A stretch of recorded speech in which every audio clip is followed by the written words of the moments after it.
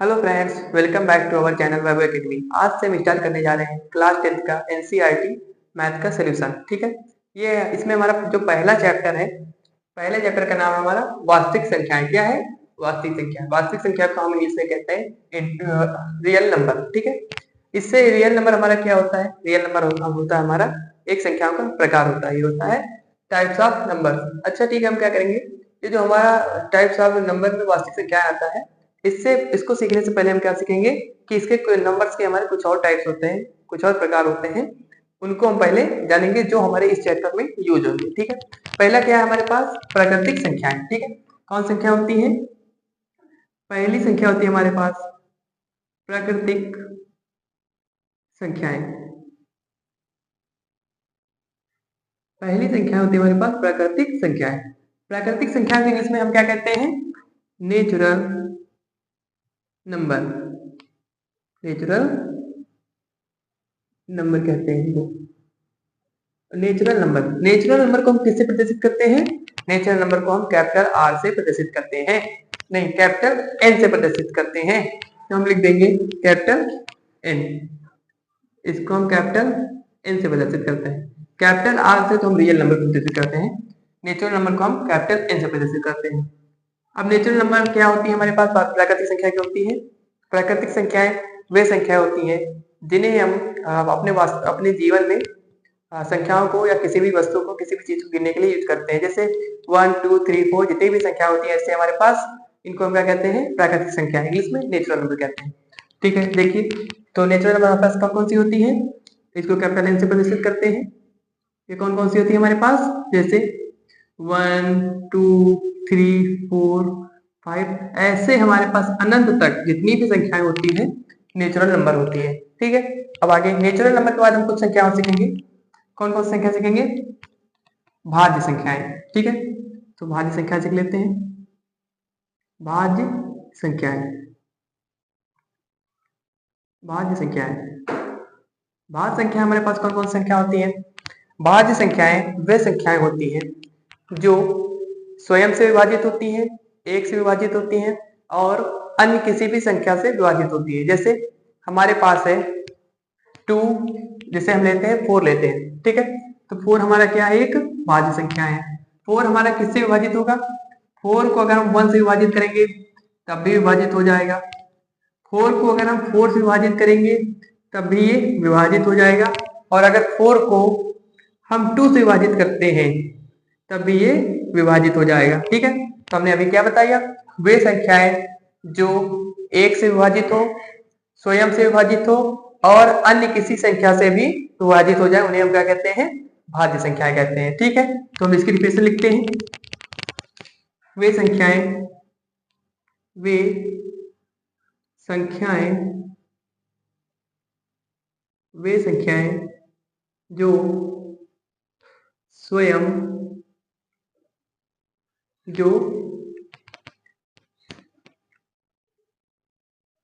स्वयं से विभाजित होती हैं, जो एक से, स्वयं से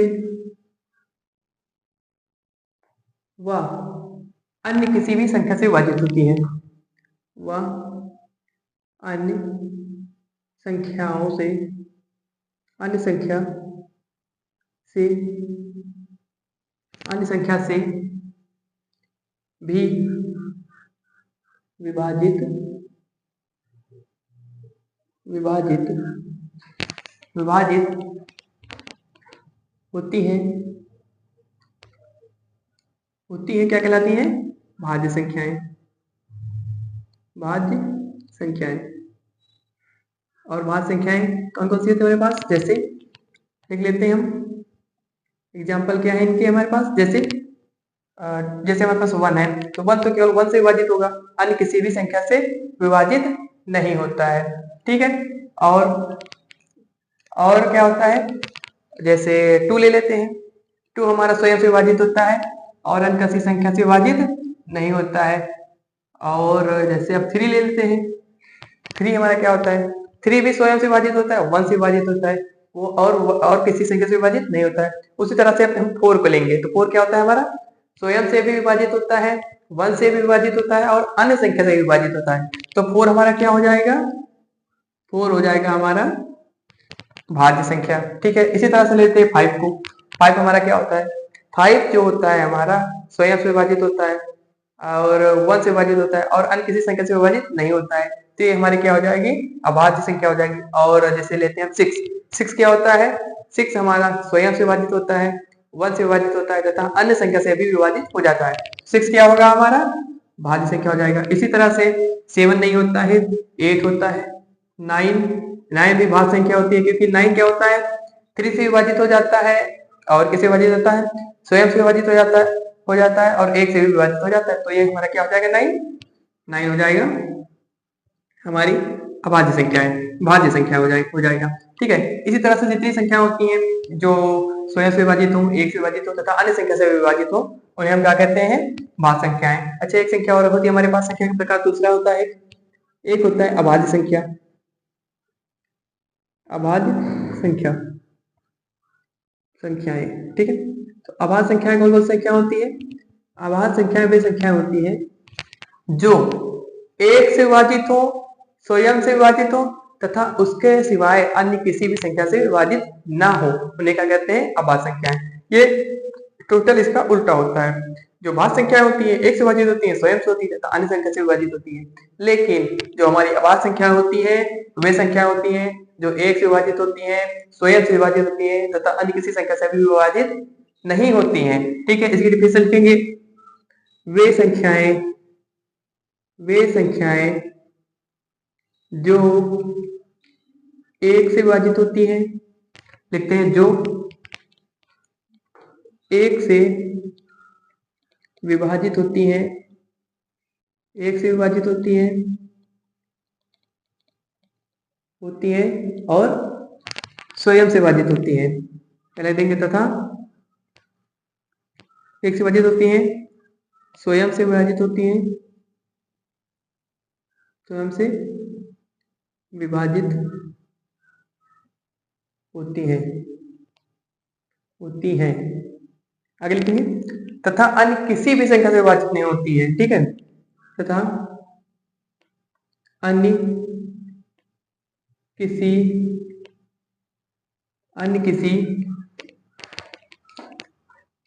भी संख्या से विभाजित नहीं होती है, वो क्या कहलाती है हमारी? वे कहलाती है अभाज्य संख्याएं। ठीक है, लिखेंगे अभाज्य संख्याएं कहलाती है। अभाज्य संख्याएं कहलाती हैं। ठीक है, इनके एग्जाम्पल लिखते हैं पहले। इनके एग्जाम्पल क्या होगा? जैसे हमने बताया 1, तो 1 क्या होता है? वो तो ना भाज्य होती है ना अभाज्य होती है। जब हमारे पास 1 होता है, एक ऐसी संख्या है जो ना तो भाज्य होती है और ना ही अभाज्य होती है। ठीक है, वो तो हमारा एक्सेप्शन हो गया। और दूसरा क्या होता है हमारे पास? 2 क्या होता है? जो स्वयं से विभाजित होती है, ठीक है, और 1 से विभाजित होती है और अन्य किसी संख्या से विभाजित नहीं होती है। ठीक है, उसके बाद क्या करेंगे? तो जो 2 हुआ हमारा, ये हो जाएगा अभाज्य संख्या। इसी तरह से हम लेते हैं 3, तो 3 होता है हमारे पास, क्या होता है उसमें? तो वो स्वयं से विभाजित होती है और 1 से विभाजित होती है, अन्य किसी भी संख्या से 3 विभाजित नहीं होती है। ठीक है, तो 3 भी हो गया हमारा अभाज्य संख्या। जो 4 होता है, 4 तो भाज्य हो गया। अब क्या बचा हमारे पास? 5। 6 हमारा भाज्य होता है इसी तरह से, और 7 अभाज्य होता है। ठीक है, 8 हमारा भाज्य होता है, 9 भी भाज्य होता है क्योंकि यहाँ पर लिख दिया हमने। जो 10 होता है वो भी भाज्य होता है। 11 क्या होता है हमारा? अभाज्य संख्या, क्योंकि 11 स्वयं से विभाजित होता है, 1 से विभाजित होता है तथा अन्य किसी भी नंबर से विभाजित नहीं होता है, तो हमारी अभाज्य संख्या हो जाएगी। ठीक है, अब लिख देंगे अगला। हमने पढ़ लिया प्राकृतिक संख्या, भाज्य संख्या, अभाज्य संख्या, और कुछ संख्याएं बची हमारे पास। लिखते हैं परिमेय संख्या। परिमेय संख्याएं। ठीक है, परिमेय संख्याएं कौन संख्या होती हैं? वे संख्याएं, तो आगे हम पढ़ेंगे परिमेय संख्याएं।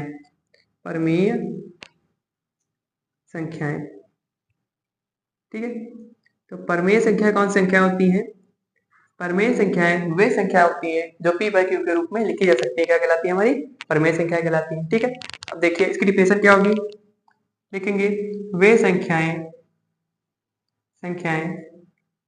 जो p बाई क्यू के रूप में लिखी जा सकती है, लिखी जा सकती है।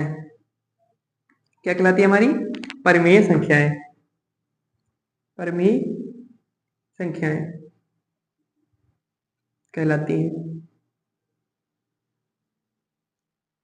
परमेय संख्या कहलाती है। ठीक है, तो परमेय संख्या के एग्जाम्पल लिखते हैं। पहला एग्जाम्पल 2/6, 3/8, 7/2, ये सभी हमारी क्या है? परमेय संख्या है। अच्छा, परमेय संख्या जो होती है हमारी वो धनात्मक भी हो सकती है और ऋणात्मक भी हो सकती है। देखिए कैसे, जैसे परमेय संख्या हमारी क्या हो सकती है? -3/2, -6/4, ये सभी हमारी क्या हो सकती है? ये धनात्मक भी हो सकती है, यहाँ पर ऋणात्मक है, यहाँ पर धनात्मक है। ये सभी संख्या p बाई क्यू के रूप में लिखी है हमारी। तो जो संख्या p बाई क्यू के रूप में लिखी जा सकती है क्या कहलाती है? परमेय संख्या कहलाती है। और परमेय संख्याएं धनात्मक भी हो सकती हैं और ऋणात्मक भी हो सकती हैं। ठीक है, आगे एक संख्या और हम पढ़ेंगे, अपरिमेय संख्याएं। ठीक है, क्या पढ़ेंगे? अपरिमेय संख्याएं। अपरिमेय संख्याएं, अपरिमेय संख्याएं कौन सी होती हैं? इसका जस्ट अपोजिट होता है अपरिमेय संख्या। अपरिमेय संख्या कौन कौन सी होती हैं? वे संख्याएं जिनको हम p बाई क्यू के रूप में नहीं लिख सकते, क्या कहलाती हैं? अपरिमेय संख्या कहलाती है। ठीक है, डिफिनेशन लिखते हैं हम, वे संख्याएं जो p बाई क्यू के रूप में नहीं लिखी जा सकती हैं अपरिमेय संख्याएं कहलाती हैं। अपरिमेय संख्याएं कहलाती हैं। ठीक है, तो अपरिमेय संख्याओं के एग्जाम्पल हम देखते हैं। इसके एग्जाम्पल क्या है? पहला एग्जाम्पल लिखते हैं। ठीक है, पहला एग्जाम्पल क्या है हमारे पास? इसका पहला एग्जाम्पल है जैसे √35, √37। ठीक है, ऐसे जो रूट में संख्या होती है क्या कहलाती है? हमारी अपरिमेय संख्या कहलाती है। लेकिन रूट में वे संख्या है जैसे जिनका वर्गमूल नहीं होता है, क्या कहलाती है? अपरिमेय संख्या है। जैसे √35 का वर्गमूल नहीं होता है, √37 का वर्गमूल नहीं होता है। जैसे अभी हम देखते हैं √25, जो √25 हमारे पास होता है इसका वर्गमूल होता है 5, और इसके अपार में तो हम 1 लिख सकते हैं। तो अब तो ये हो जाएगा p बाई क्यू के रूप में लिखा है। तो जब ये p बाई क्यू के रूप में √5 को हम लिख सकते हैं 5/1 p बाई क्यू के रूप में लिख दिया हमने इसको, तो ये हो जाएगा हमारा परमेय संख्या है। तो वे संख्याएं जिनको हम अंडर में लिखते हैं लेकिन उनका वर्गमूल नहीं होना चाहिए, जैसे √37 का वर्गमूल नहीं होता, √35 का वर्गमूल नहीं होता है, तो ये कौन से कहलाएंगी? ये अपरिमेय संख्याएं कहलाएंगी। ठीक है, उसी तरह से अब हम क्या पढ़ेंगे, जो हमारा चैप्टर है वास्तविक संख्याएं, रियल नंबर। ठीक है, वास्तविक संख्या कौन कौन संख्या होती है? वास्तविक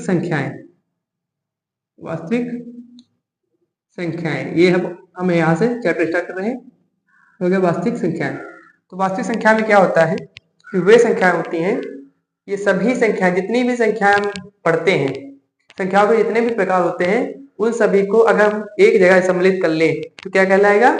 हमारी वास्तविक संख्याएं। परमेय संख्याएं, अपरमेय संख्याएं, भाज्य संख्याएं, अभाज्य संख्याएं, प्राकृतिक संख्याएं, पूर्ण संख्याएं, पूर्णांक संख्याएं, जितनी भी संख्याएं होती हैं, हम जितनी भी संख्याओं के बारे में पढ़ते हैं क्या कहलाती है? हमारी परमेय संख्या, वास्तविक संख्या कहलाती है। वास्तविक संख्या किससे प्रदर्शित करते हैं? कैपिटल R से प्रदर्शित करते हैं। ठीक है, इसको हम किससे प्रदर्शित करते हैं? कैपिटल R से प्रदर्शित करते हैं। और ये कौन कौन संख्या होती है? सभी संख्याएं होती है, कोई भी संख्या, चाहे हम प्राकृतिक संख्या, जैसे हमने लेते हैं पहले प्राकृतिक संख्या ले लेते हैं, जैसे ले लिया हमने 1, 2 ले लिया, 3 ले लिया, प्राकृतिक संख्या ले लिया। अब क्या लेते हैं? भाज्य संख्या ले लेते हैं, 4 ले लिया, 6 ले लिया, अभाज्य संख्या भी हो गया हमारा, इसमें 3 हो गया। परमेय संख्या ले लेते हैं 2/3, अपरमेय संख्या ले लेते हैं -2/3। ये जितनी भी संख्याएं होती हैं क्या कहलाती? वो सब कहलाती हैं वास्तविक संख्याएं। ठीक है, अब आप इसका स्क्रीनशॉट ले लीजिए, इसके बाद इसको हमें मिटाना पड़ेगा आगे पढ़ने के लिए। अब हम परमेय संख्या को पढ़ चुके हैं, अपरमेय संख्या को पढ़ चुके हैं, भाज्य संख्याएं, अभाज्य संख्याएं पढ़ चुके हैं। ठीक है, अब वास्तविक संख्या भी पढ़ चुके हैं। वास्तविक संख्या हमें पता ही चल गया है कि क्या होती है, सभी संख्याएं क्या कहलाती हैं, वास्तविक संख्या कहलाती हैं। अब आगे हम पढ़ेंगे एचसीएफ निकालना सीखेंगे और एलसीएम निकालना सीखेंगे। ठीक है, पहले हम सीखते हैं कि एचसीएफ क्या होता है और एलसीएम क्या होता है। ठीक है, पहले हम लिखेंगे एचसीएफ। ठीक है, एचसीएफ का फुल फॉर्म क्या होता है, एचसीएफ का फुल फॉर्म होता है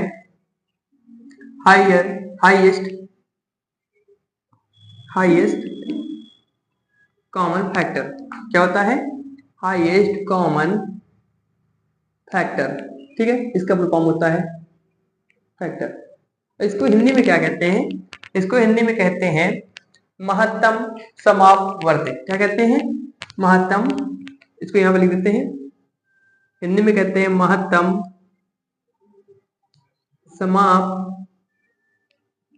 कहते हैं। ठीक है, अब इसको, इसमें आगे हम क्या पढ़ेंगे, और जो हमारे पास होता है एलसीएम। अब एलसीएम के बारे में जानेंगे। एलसीएम क्या होता है हमारे पास,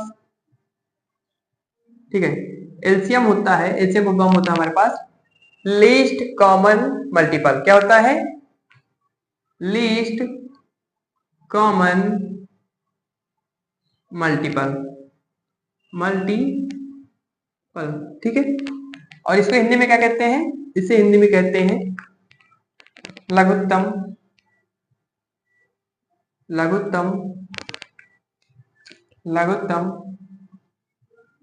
समापवर्ती,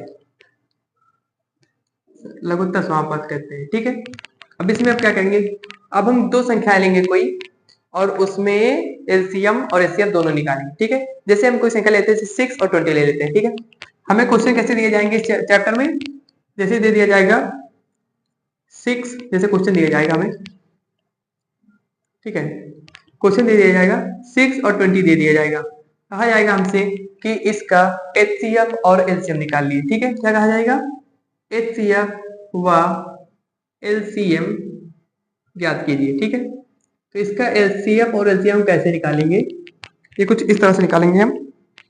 ठीक है, जैसे पहले क्या करेंगे, 6 का लासा निकालेंगे, एलसीएम निकालेंगे। ठीक है, तो 6 का पहले एलसीएम निकालते हैं, यहाँ पर हम 6 ले लेंगे, 6 का एलसीएम निकालेंगे, क्या हो जाएगा 2 3 जा 6 और 3 1 जा 3 हो गया हमारे पास। ठीक है, अब जो हमारे पास 20 है, दूसरी नंबर क्या है हमारे पास, दूसरा नंबर हमारे पास है 20। ठीक है, अब 20 का लासा निकालेंगे, एलसीएम निकालेंगे, 2 10 जा 20, 2।